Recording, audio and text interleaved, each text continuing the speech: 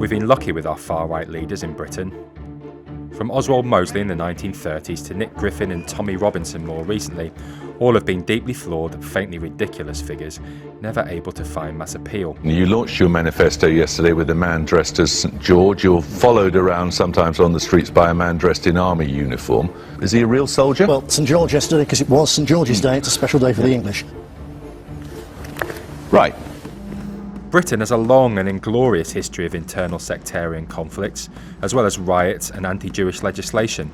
But the history of the current far right can be traced to the fascism that emerged in Italy after the First World War as a populist creed of anti-communism and nationalism. 1922, the bombastic newspaper editor with a gladiator's jaw led his black-shirted legions in a march on Rome, a bold fascist thrust for power. It got a foothold in Britain in the 1930s with Sir Oswald Mosley. As Hitler and Mussolini were sweeping to power in Europe, Mosley was a member of the British aristocracy, a knight of the realm. We live in a period in which politicians are not very popular. He was an MP for both Labour and the Conservatives, but achieved notoriety as the leader of the British Union of Fascists, the BUF. Send to all the world a message. England lives and marches on. With supporters known as the Blackshirts, Mosley's aggressive and isolationist policies mirrored what was taking place on the continent. We shall make peace with Germany and Italy in a new union. But the BUF also declared support for the monarchy, hailing its historical role and the symbolism of Britain's imperial splendour. But British fascism was a disaster at the ballot box. The military-style Blackshirts staged rallies and drew huge counter-demonstrations. They were forced off the streets of London's East End in the Battle of Cable Street in 1936. Firm action by the Commissioner and his men undoubtedly averted bloodshed on a scale more terrible than London has ever witnessed. But they did gain the fleeting support of Lord Rothermere, owner of the Daily Mail and the Daily Mirror. His newspapers stood alone in advocating a pre-war alliance with Nazi Germany. There were also persistent rumours that the Queen's uncle, Edward VIII, was a Nazi sympathiser.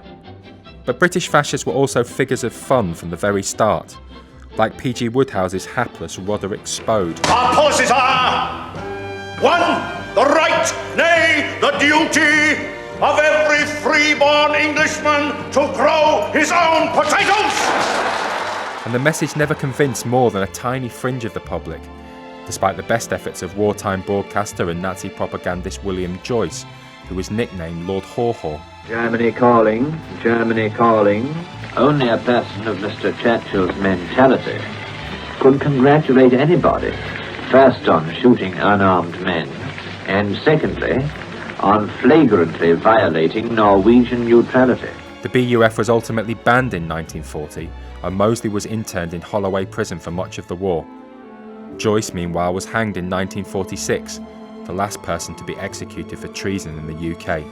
No man could have had a fairer hearing, but in Wandsworth Jail on January the 3rd, his life was forfeit. Post-war Britain saw waves of immigration from Asia and the Caribbean, revitalising exhausted industry and filling roles in the brand new NHS and public transport. But there was a backlash too.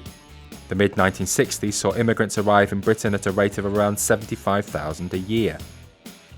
New arrivals were made unwelcome in pubs and guest houses, and were often the butt of jokes on primetime television.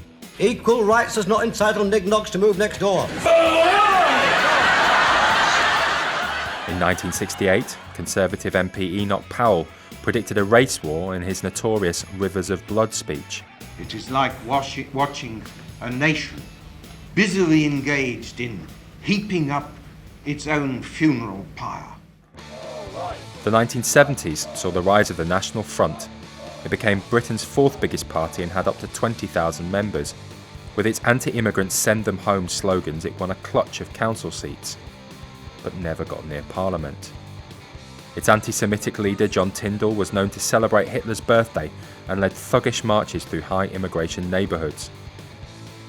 In 1979, the National Front put up 303 candidates in the general election.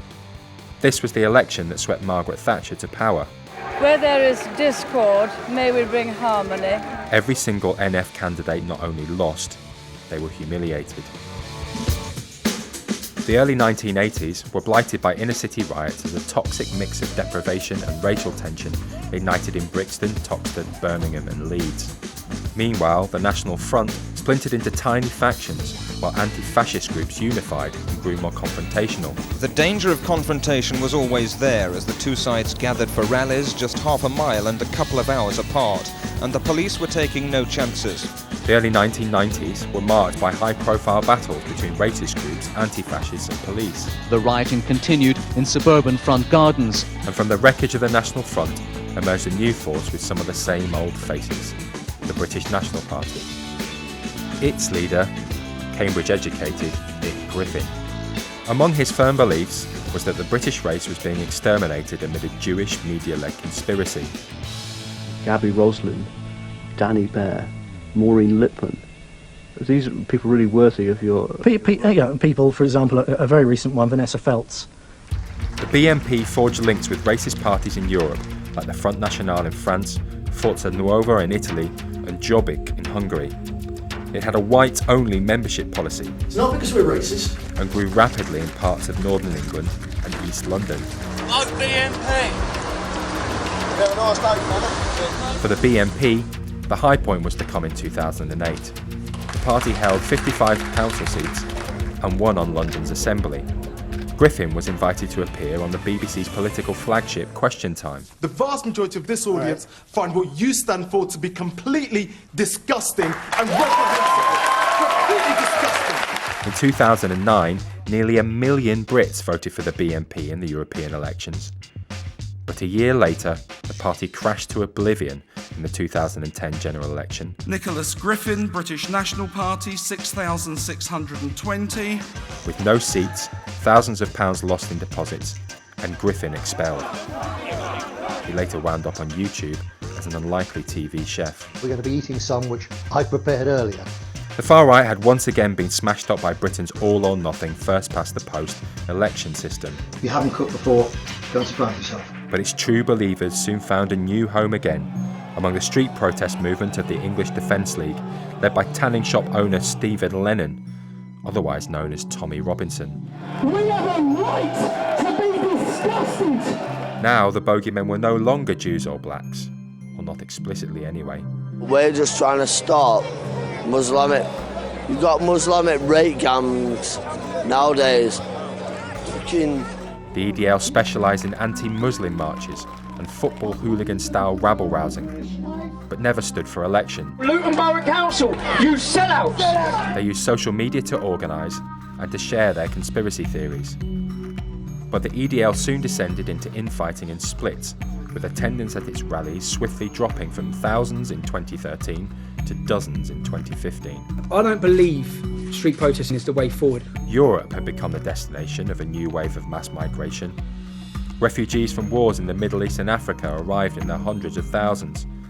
Meanwhile, anti-immigrant, anti-establishment sentiment had found a more respectable home and helped propel Nigel Farage's UK Independence Party to victory in European elections.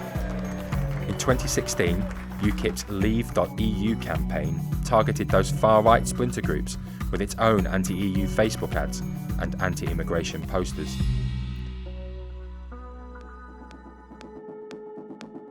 After serving time in prison for mortgage fraud, Tommy Robinson returned to lead the UK branch of Germany's anti-Islam Pegida movement, which is yet to enjoy even the moderate success of his past associations. Why are we not being proactive in preventing and protecting the British public? Tommy Robinson from Luton Town is not going to solve this problem, yeah? The fragmented far-right scene now contains a range of political parties, protest groups and online activists. None have the organisation and support of the BNP or even the ramshackle EDL. Their dismal marches are regularly dwarfed by counter-demonstrations. Many of the groups are now little more than badly written Facebook pages. This is familiar territory for the British far-right, which often finds itself in periods of steep decline after brief near breakthroughs. But with right-wing nationalism on the rise across Europe and the wider world, hail Trump! Hail our people! Hail victory! And anti-immigration sentiment becoming mainstream in the UK, the far-right have shown they don't need to win elections to have an impact on our streets.